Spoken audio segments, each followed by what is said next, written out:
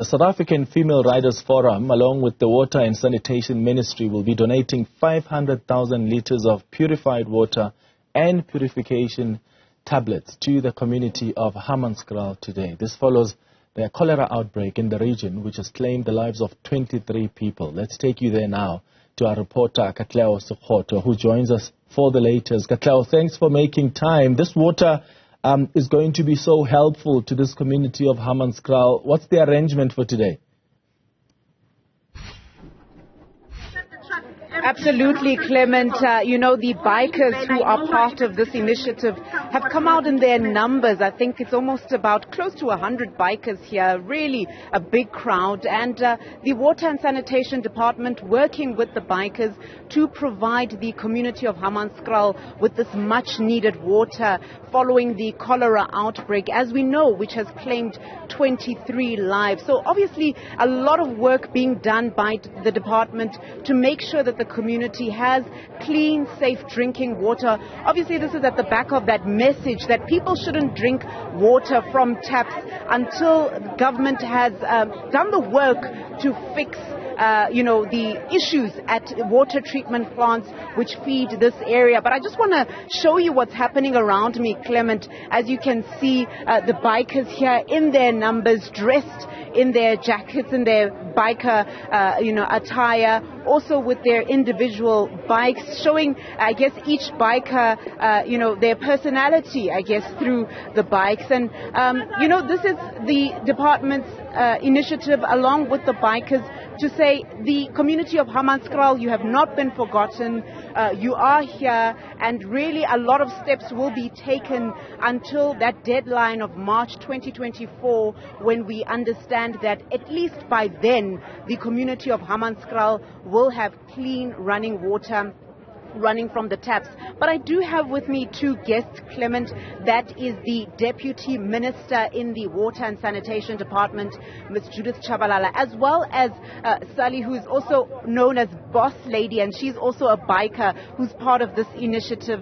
Thank you so much for making time. I'll start with you, Suli. You know, you've come here as bikers, really rallied around this community to say, we're thinking of you. We know that water is a necessity. Why did you want to get involved in this kind of a project?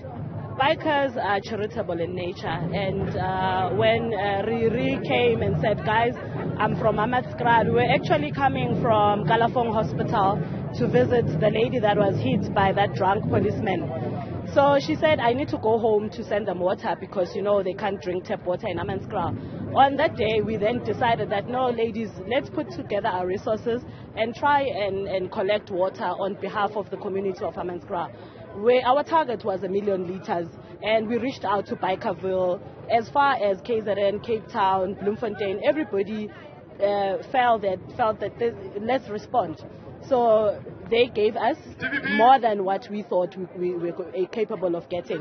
Some of the ladies are truck owners. They also brought in their trucks and they said, come, let's bring water. So we've collected close to 1.5 million litres.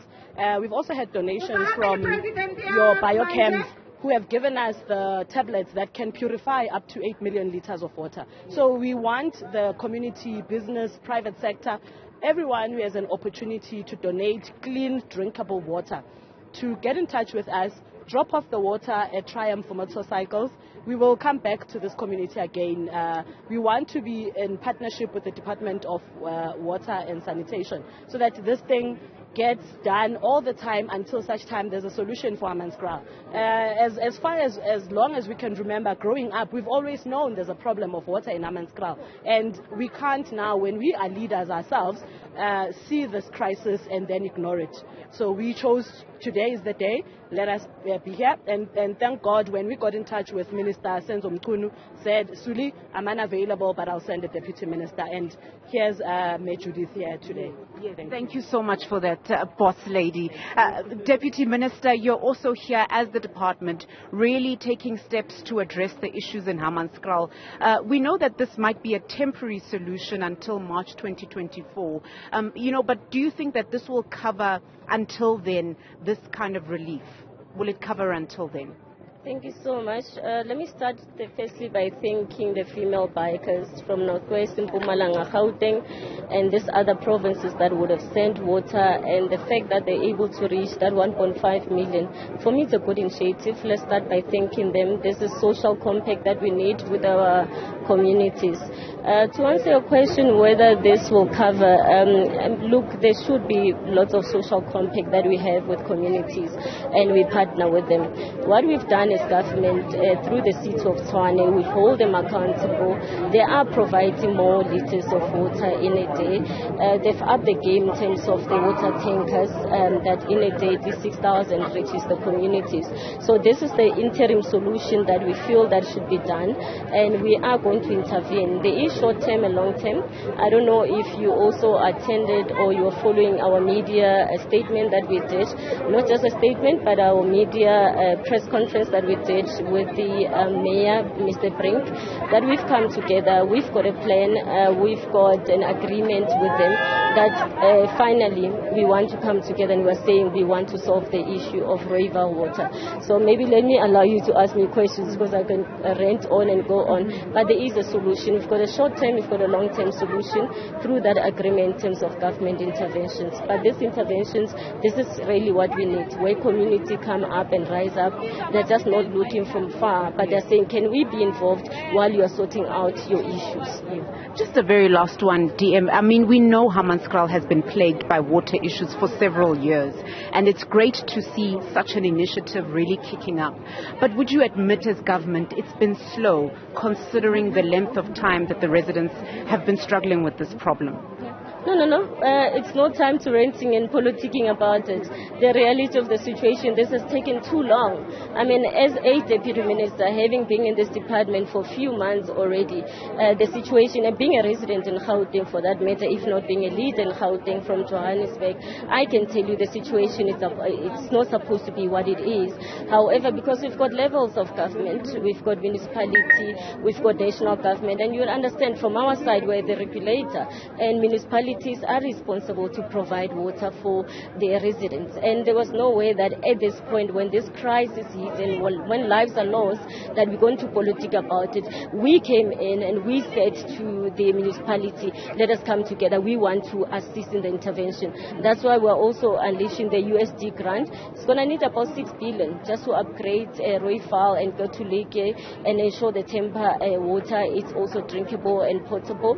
So we're saying that we are committed. The city has committed about, I think, 5.5 million and so forth through their budgeting as well as an interim measure. But for us, we want to really come in and try to resolve the Rooival through the water treatment works and ensure that it's working for people.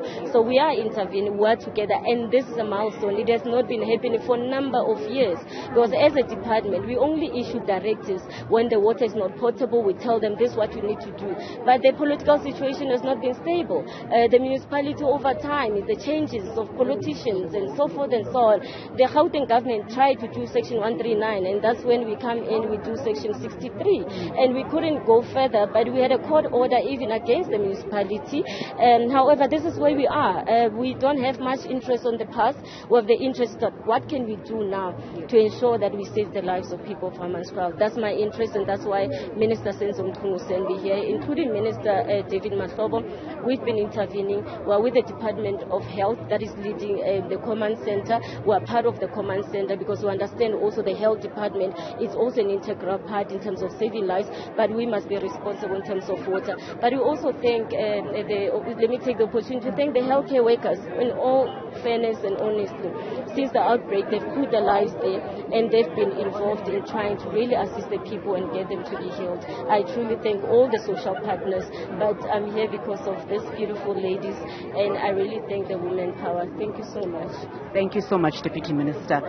Clement, you heard it there from the Deputy Minister of Water and Sanitation, Ms. Judith Chabalala, just saying a lot of money going into fixing that Rooival water plant, 6 billion rand there, and a lot of other funds to go towards assisting this community with this long-standing problem.